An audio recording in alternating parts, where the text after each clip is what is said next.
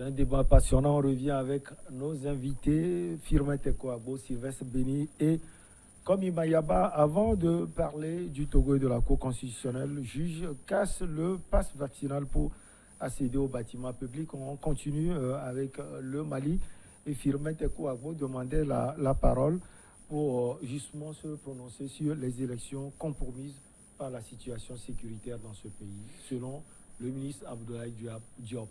Vous savez, j'ai suivi avec tristesse Sylvestre Béni. Je suis triste parce que si Sylvestre peut tenir de tels propos, je pense que c'est grave. C'est un débat. C'est vraiment grave pour la démocratie que nous sommes en train de construire. Vous savez, il y a des gens qui sont morts ces 30 dernières années dans toute l'Afrique pour que l'Afrique ait un minimum de démocratie. L'Afrique ait un certain nombre de principes démocratiques. Et nous avons commencé par construire la démocratie au Togo, au Bénin, un peu partout en Afrique. Comme ça, les militaires construisent la démocratie. Et donc, on construit la démocratie. Et puis, du jour au lendemain, il y a un petit groupe de militaires qui se lève, qui dit, moi, je ne suis pas d'accord avec ce que vous faites. Et puis, on détruit la démocratie, on vous ramène en arrière. Et Sylvestre applaudit ça des deux mains. C'est grave. C'est grave. La démocratie. Est-ce qu'il y avait même la démocratie au Mali sous Ibeka? Non, attendez, la démocratie. Une seconde. Sur la démocratie, le Mali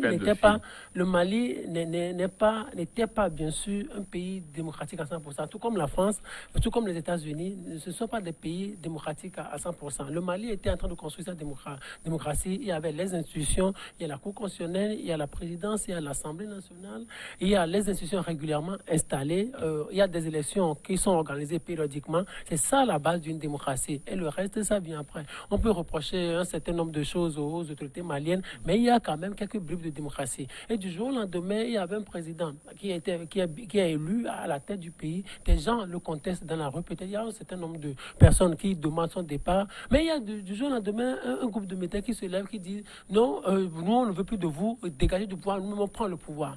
Ce qui aurait peut-être été un peu intéressant, c'est que les militaires, ils font le coup d'État, mais ils remettent le pouvoir aux civils, disent, OK, conduisez la transition, nous, on retourne à nos casernes. Ça ne s'est pas passé comme ça. Maintenant, on demande aux militaires, vous avez fait le coup d'État pendant plus d'un an déjà, mais quel est le bilan que vous pouvez dresser? Vous ne dressez aucun bilan, vous ne faites rien.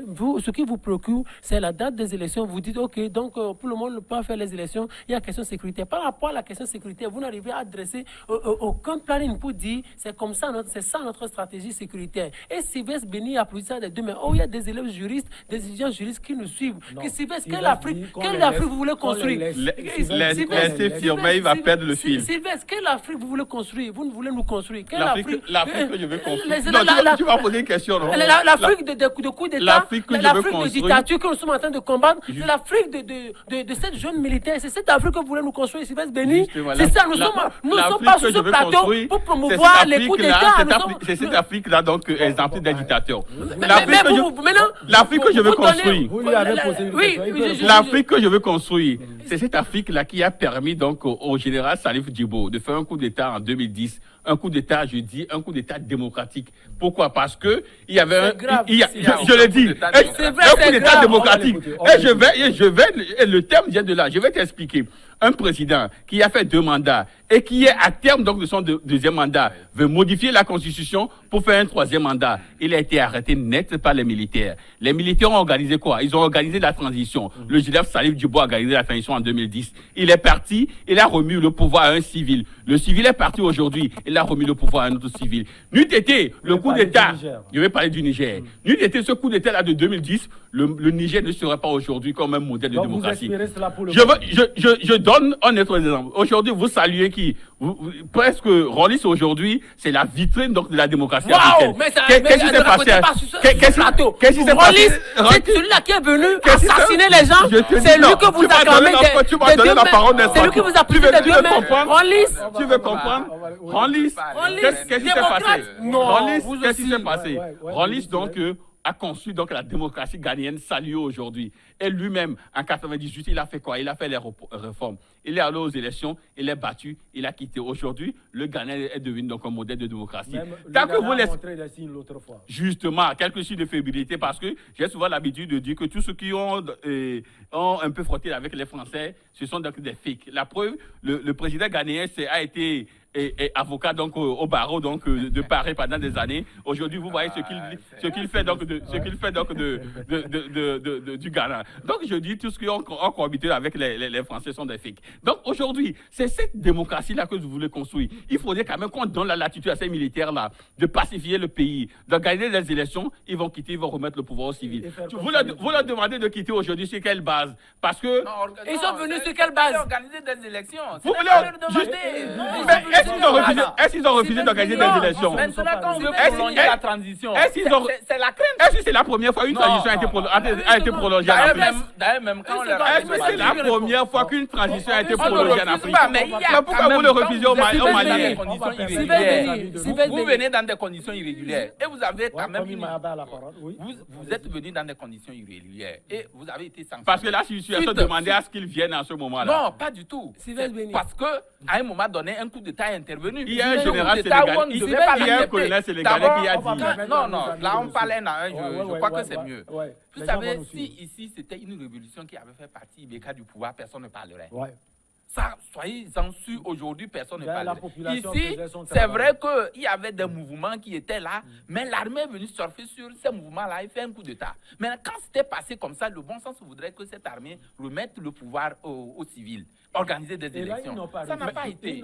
Maintenant, ils disent qu'ils s'accaparent du pouvoir. Et maintenant, ils disent qu'ils organisent des élections. Est-ce que les autorités maliennes... Ils n'ont jamais dit cela. Est-ce que les autorités maliennes vous ont dit qu'ils ne vont pas organiser des élections? Non, il n'y a pas 2 ans. Ils trouvent des archimies pour dire que non, aujourd'hui, il y a des questions sécuritaires. La France nous a lâchés. Bon, tu finis, tu ajoutes à Firmin et je balaye. Oui, Firmin. Vous n'allez pas nous créer votre monde. Et vous n'allez pas me l'imposer non plus. Bon, si vous c'est-à-dire, nous sommes en train de construire des démocraties. Qui demandent à ce que les militaires partent et remettent le pouvoir civil. C'est-à-dire, dans aucune démocratie au monde, on ne met ce principe, c'est-à-dire le coup d'État est permis. Dans aucune démocratie au monde. Il n'y en a pas. Qu'est-ce qui crée les coups d'État? Il n'y en a pas. Qu'est-ce qui crée les coups d'État? Non, il y a des canons. Une seconde. Comme il m'a il y a des canons. C'est-à-dire, vous n'êtes pas. Quels sont ces canons-là? C'est-à-dire, le coup d'État, on ne peut jamais permettre à ce qu'on organise des coups d'État dans un pays. Ce n'est pas possible. C'est battre en brèche. Quand on parle de révolution. Non, ce n'est pas une question de saluer. C'est-à-dire, je ne comprends pas le peuple. Non, c'est plus qu'un coup d'État. Non, ce n'est pas. Non, je ne suis pas d'accord avec vous. Ah bon? Non. Condé a fait quoi? Un coup d'État constitutionnel. Attendez. Un coup d'État constitutionnel de Alpha Condé. Qu'est-ce qu'il a fait? Un coup d'État constitutionnel de modifier la constitution n'est pas illégal, n'est pas anticonstitutionnel. Un coup d'État Et constitutionnel. c'est un référendum. Comprenez, c'est un référendum. C'est pas rapport à un référendum. Laissez-moi parler. Vous faites le jeu des dictateurs. On ne modifie pas, on n'organise pas un référendum à quelques mois de la fin de ton mandat. Il a fait quoi? Maintenant, il y a des institutions qui pouvaient lui refuser ça. Quelle institution? Inféodé au régime? Non, toi, oui. Attendez une seconde. Oui. Deux choses. Oui. Première chose, Oui. dans aucune démocratie au monde, le coup d'État n'est nullement toléré. Donc ça veut dire, ça c'est la première chose. Ça veut dire, une seconde. Ça c'est le BABA, on le sait. Maintenant, il faut l'argumenter.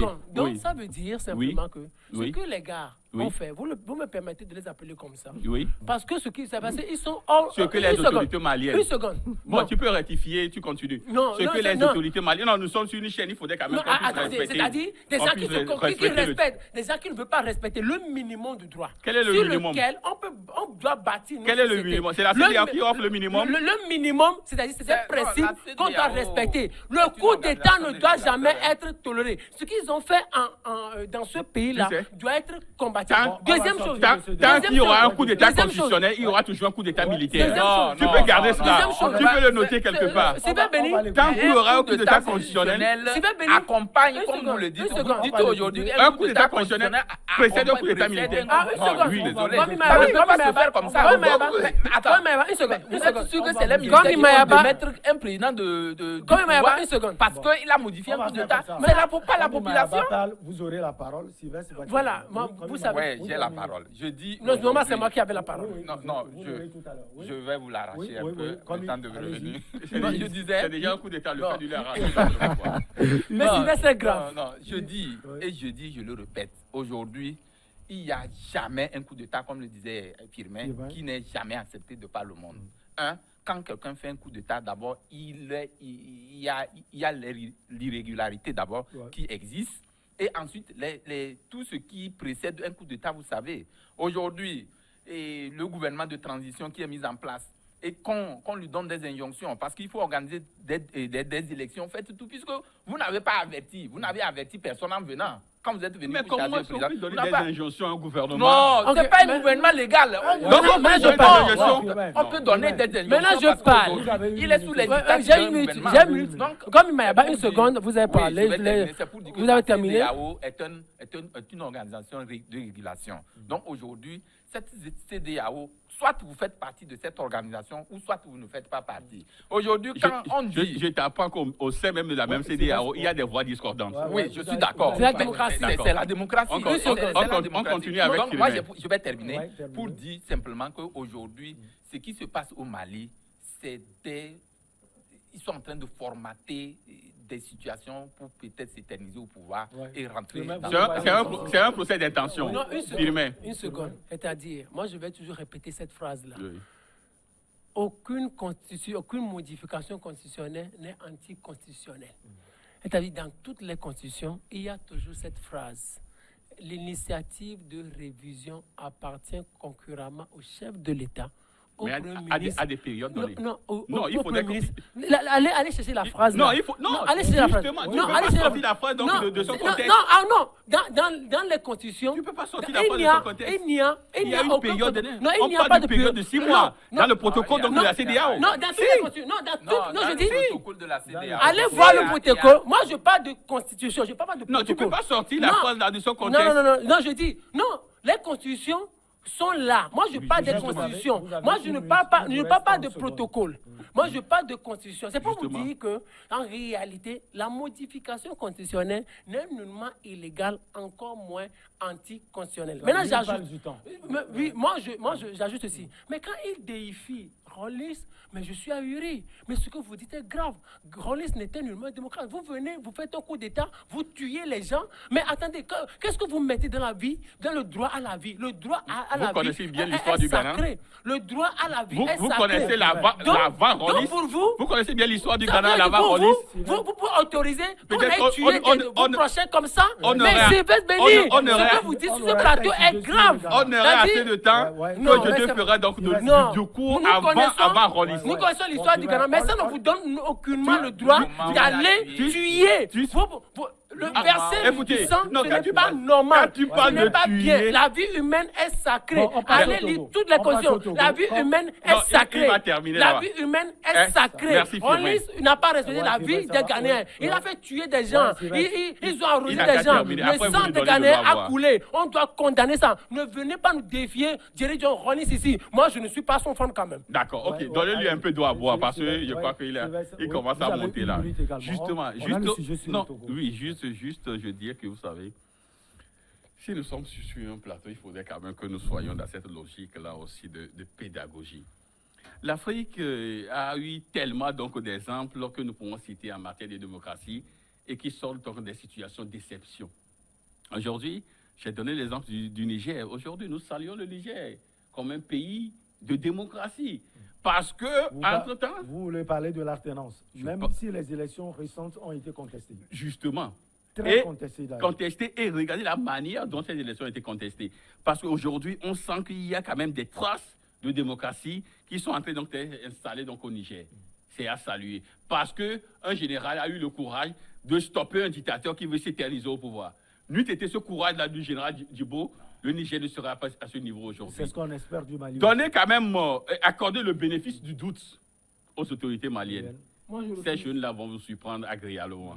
Tu peux continuer. Allez, on passe au Togo. La Cour constitutionnelle togolaise a jugé discriminatoire la décision du gouvernement de conditionner l'accès aux bâtiments publics par un pass vaccinal ou d'un test PCR négatif. Les autorités togolaises avaient préparé un projet d'ordonnance relative au pass vaccinal. On donne la parole à Komi Mayaba. Oui, c'est une décision à saluer, selon vous? Ah oui, non seulement saluer, il faut reconnaître qu'au moins, pour ceux qui n'ont jamais parlé du Togo bien en termes de démocratie, commencent à comprendre qu'il y a un pas qui est déjà en train d'être posé dans ce sens. Une cour, la plus haute cour juridictionnelle qui vient se pencher sur une décision gouvernementale pour comprendre que ce qui est décidé là ne répond pas aux idéaux de cette cour ou de la population. Donc c'est pour dire aujourd'hui que les choses comme les gens l'ont pris de par le passé ne se voient pas de cette façon actuellement. Votre patron peut vous donner une décision à laquelle vous pouvez dire non. Donc aujourd'hui c'est une grande joie.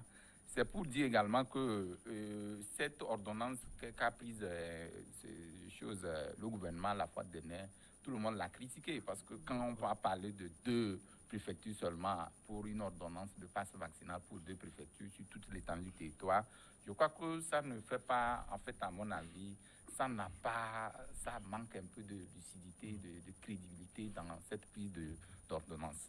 Aujourd'hui, quand ils vont parler de passe vaccinal, il y a des aspects sur lesquels on pouvait revenir. Par exemple, quand vous prenez les enfants de moins de 18 ans ou ceux qui ne sont pas en mesure de se faire vacciner, n'auront pas accès aux édifices publics. Cela voudrait dire quoi? Cela voudrait dire aujourd'hui que quoi qu'on dise, la haute cour, la cour constitutionnelle a quand même réfléchi sur un aspect qui à mon avis, a donné du soulagement aux inquiétudes posées ça et là par la population. Donc, il appartient maintenant au gouvernement de revenir, de rapporter sa décision par rapport à cette ordonnance-là et réfléchir, voir qu'est-ce qu'il y en a lieu de faire. On attend de voir. Sylvestre Bénion, on dit souvent les institutions inféodées au pouvoir en place, on en parle partout et autres. Cette décision de la Cour constitutionnelle vient prouver à suffisance qu'elle fait aussi son travail. Oui, pour une fois, la Cour nous a... Si Sylvestre l'a reconnu, c'est bien. Pour une fois, la Cour nous a fait ce que le peuple togolais attend donc d'elle. En fait, c'est ce que nous disons très souvent. Et puis, vous verrez que nous avons souvent l'habitude de le dire, que s'ils le font bien, nous serons les premiers à le dire. Mais s'ils le font mal, donc ils nous trouveront également sur leur chemin. Donc, pour une fois, je crois que la Cour... a fait bonne impression. Être en joie, non, faut pas tout de suite sauter au plafond pour l'applaudir. Mais la Cour a fait bonne impression, la Cour a fait amende honorable, la Cour a donné quelques signaux donc d'une Cour responsable et non inféodée. Donc, je salue en fait ce qu'ils ont dit parce que vous savez, depuis cette histoire donc, de passe vaccinal, nous avons une majeure partie de la population, si vous voulez, vous refusez que je parle très souvent donc, du peuple, une majeure partie de la population avait quand même décrié cela, parce qu'on voit ce qui se fait donc, ailleurs. On sait qu'en France, par exemple, il y a des gens qui ont des dérogations pour ne pas se faire vacciner. Nous l'avons dit ici, mais Madame le Premier ministre a répliqué que donc, maintenant, donc, elle va commencer par nous faire peur. Donc aujourd'hui, elle nous faisait peur quand la Cour est venue donc dire que non, madame, vous ne devez pas, que vous devez aussi élargir le projet d'ordonnance donc à l'échelle nationale. Ça, la Cour a mis le gouvernement en difficulté. Je vais revenir d'ailleurs là-dessus tout à l'heure. Mais ce que la Cour aussi a fait et qui est aussi à saluer, c'est que la Cour dit que non. Il y a des gens qui, du fait donc, d'un certain nombre de pathologies, du fait donc, de leur santé déficiente, ne peuvent pas se faire vacciner. Donc, le gouvernement doit également en tenir compte. Tout à l'heure, je disais que la Cour a mis le gouvernement en difficulté. Pourquoi je l'ai dit? Si la Cour qui demande au gouvernement d'étendre donc ce projet à l'échelle nationale, c'est mettre l'exécutif dans un petit tour de souris parce que on sait pertinemment qu'avant donc d'avoir ce vaccin-là, ce vaccin aujourd'hui est presque pris par les capitalistes. Donc, avant de l'avoir, c'est un parcours de combattant. Et on sait que la population togolaise, que nous devons peut-être estimer à un peu plus de 8 millions de personnes, même si 2,5 sont à l'étranger, beaucoup ne peuvent pas avoir accès à ce vaccin si on décide tout de suite de l'étendre. Donc maintenant, il faudrait quand même que le gouvernement puisse maintenant s'arracher pour aller trouver suffisamment donc, de doses pour les Togolais, s'il doit l'étendre à l'échelle nationale. Alors là, vous conviendrez avec moi que ce problème de passe vaccinal est en train donc de mourir. Parce que pour aller d'abord chercher le vaccin et que ça soit un nombre suffisant pour tout le monde, on doit au moins obtempérer, on doit au moins prendre une période pour ne pas obliger, pour ne pas faire peur aux Togolais. Voyez-vous, on doit prendre un temps pour ne pas faire peur aux Togolais, le temps qu'eux-mêmes aillent déjà chercher donc, les vaccins. Voyez-vous, donc c'est pourquoi je dis que la Cour a mis donc, le gouvernement en difficulté. On verra dans les prochains jours la réaction de l'exécutif, mais sauf qu'on leur a toujours dit, ce problème de passe vaccinal, c'est à traiter au cas par cas. Il y a des Togolais et même je fais observer ici, sauf que je ne vais pas donner le nom, il y a un confrère journaliste qui a pris la première dose, qui m'a fait la confidence. Il a pris la première dose, mais du fait donc d'une pathologie détectée par son médecin traitant, le médecin lui a conseillé de ne pas prendre pour l'instant la deuxième dose. Voyez-vous? Et si ce confrère se présente aujourd'hui devant un bâtiment administratif, on va lui interdire l'accès. Alors, c'est un confrère, on va lui interdire l'accès parce qu'il n'a pas pris les deux doses. Alors que c'est le médecin. Et du fait de sa santé déficiente, c'est ce que la Cour est en train de régler en parlant donc, du fait qu'il y aura des dérogations pour un certain nombre de personnes. Donc, il faudrait quand même que le gouvernement comprenne cela. Et je suis sûr et je suis persuadé, j'ai la conviction qu'ils ne vont plus nous faire peur parce que déjà nous avons peur. Bon, là, on va prendre une partie de la chute de Sylvestre Béni. Il faudrait que le gouvernement comprenne cela. Firmin Tekou Agbo, vous pensez que le gouvernement va comprendre cela? Est-ce que vous savez, est-ce que vous croyez que le gouvernement n'a pas compris? Moi, je pense que le gouvernement a compris. Moi, ce qui se passe ici, moi, je vois ça beaucoup plus sur un terrain de jeu politique et démocratique. Oui, au Togo. C'est une situation qui plaît au gouvernement. Quand des débats comme ça s'animent, quand Sylvestre Béni dit la Cour constitutionnelle met en difficulté le gouvernement, ouais, c'est ce que le gouvernement veut entendre. C'est ce que le gouvernement veut entendre. Qu'on dise à l'international qu'aujourd'hui, il y a une certaine démocratie dans le pays où les institutions fonctionnent normalement. Oui, il y a il y a des débats aujourd'hui.